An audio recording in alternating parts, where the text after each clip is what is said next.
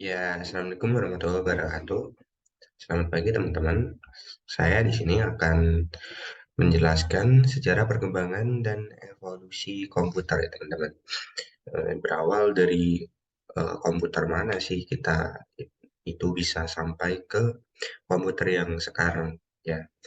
Jadi dulu itu komputer itu tidak seperti sekarang ya teman-teman. Tidak seperti sekarang yang gampang sekali bisa dibuat kemana-mana atau penggunaannya itu gampang ya teman-teman. Zaman dulu itu komputer itu sangat tidak tidak sekompleks sekarang dan ukurannya itu sangat besar sekali. Jadi sekarang saya akan menjelaskannya itu. Sebelumnya di sini itu ada awal penemuan komputer ya teman-teman. Awal penemuan komputer itu dimulai dari awalnya. Awalnya itu Gottfried Wilhelm dan Leibniz ini mengembangkan kalkulator dengan menambahkan sistem bilangan biner dan juga menambahkan roda gigi untuk perhitungan perkalian dan pembagian. Dulunya itu kalkulator itu dibuat sistem bilangan biner dan sistem pembagian ya. Jadi dulu itu tidak komputer kalkulator ini bisa dibuat untuk menambah lebih kompleksnya lagi ya. Dan kedua itu George Boole mengembangkan matematika biner.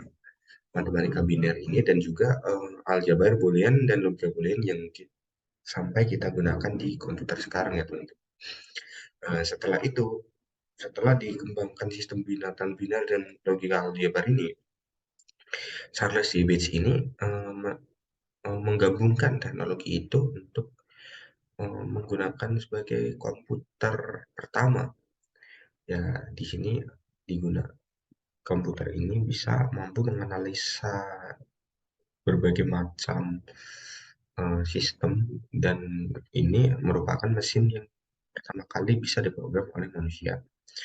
Ya, selanjutnya sejarah komputer, teman-teman. Sejarah komputer ini dibagi menjadi 5. Komputer jenis pertama, kedua, dan ketiga, 4, 5. Ya, ini ada tahunnya juga. Jadi tidak serta-merta kita langsung ke komputer generasi kelima ya sekarang ya teman-teman. Atau keempat, karena dulu itu sangat berbeda sekali. Perbedaan yang mendasar itu dari teknologinya dan juga dari ukurannya. Zaman dulu itu ukurannya tidak sekecil sekarang ya teman-teman. Untuk lebih jelasnya lanjut ke komputer generasi pertama. Nah itu ada gambarnya ya teman-teman. Komputer generasi pertama ini digagas oleh Konrad Zuse, ya, insinyur asal Jerman, menggunakan tabung hampa ya ini untuk sebagai memorinya itu banyak sekali ya, sampai satu ruangan gedung itu untuk komputer generasi pertama. Penggunaannya itu untuk pada zaman dulu itu untuk karena untuk perang ya teman-teman, karena mereka berbagai macam teknologi yang diciptakan pada saat Perang Dunia Pertama dan juga pemerintah itu menciptakan electronical numbering integrator and computer ya disingkat ini ya. Komputer ini terdiri dari 7.000 resistor dan 18.000 tabung vakum dan juga 5 juta titik solder. Ya bisa dibayangkan ya seberapa besarnya ya. Pada tahun 1945 merancang discrete variable arithmetic computer ya. Sementara itu tahun 1951 Remington Rand menciptakan Univac 1 yang menjadi komputer komersial yang menerapkan metode Neumann. Selanjutnya komputer generasi kedua ini, teman-teman. Komputer generasi kedua itu 1956 sampai 1963.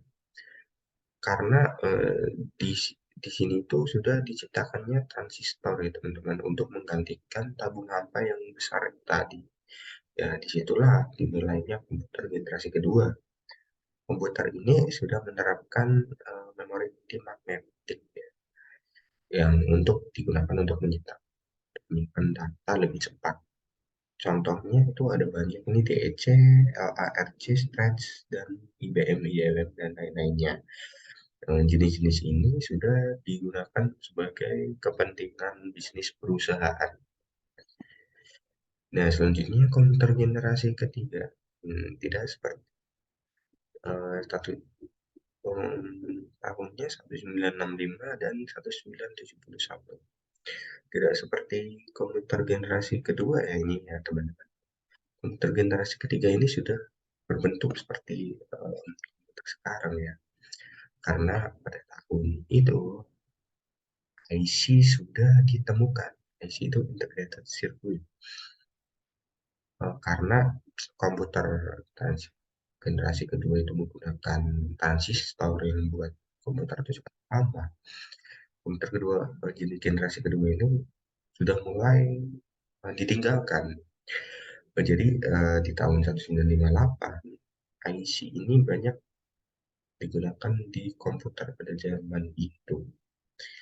IC ini itu adalah merupakan kepingan kecil yang menampung banyak komponen menjadi satu. Jadi komputer pada generasi ketiga ini bisa lebih kecil, lebih cepat, dan lebih murah dibandingkan komputer generasi kedua.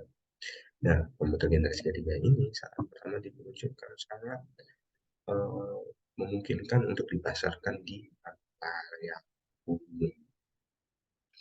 Selanjutnya komputer generasi keempat. Komputer generasi keempat ini yaitu di 1971 sampai sekarang karena sudah ditemukannya mikroprosesor. Apa sih mikroprosesor itu? Mikroprosesor itu um, menjadi terobosan ya, di mana menyadukan ribuan IC ini menjadi satu keping silikon ya, bisa dibayangkan yang udah kecil dikecilin lagi. Nah, pada masa ini sudah mulai muncul laptop yang sangat portable yang bisa dibawa kemana-mana. Nah, seiring komputer-komputer banyak ditemukan di mana-mana, mereka dapat dihubungkan untuk membentuk suatu jaringan yang pada akhirnya mengawali perkembangan internet ya. Dan generasi kelima. Nah ini komputer generasi kelima ini sekarang dan masa depan.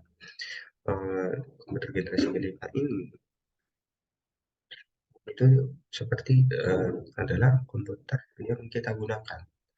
Ditandai dengan bunyinya LSI, Large Scale Integration, yang dipadatkan mikroprosesor itu menjadi satu mikroprosesor. Komputer generasi kelima ini juga ditandai dengan munculnya semikonduktor ya teman-teman.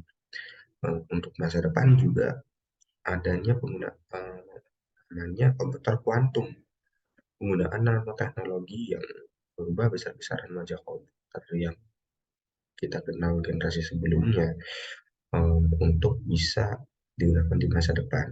Tujuannya yaitu untuk mengembangkan komputer yang dapat merespon suara bahasa dan dapat belajar secara sadar. Itu untuk masa depan ya.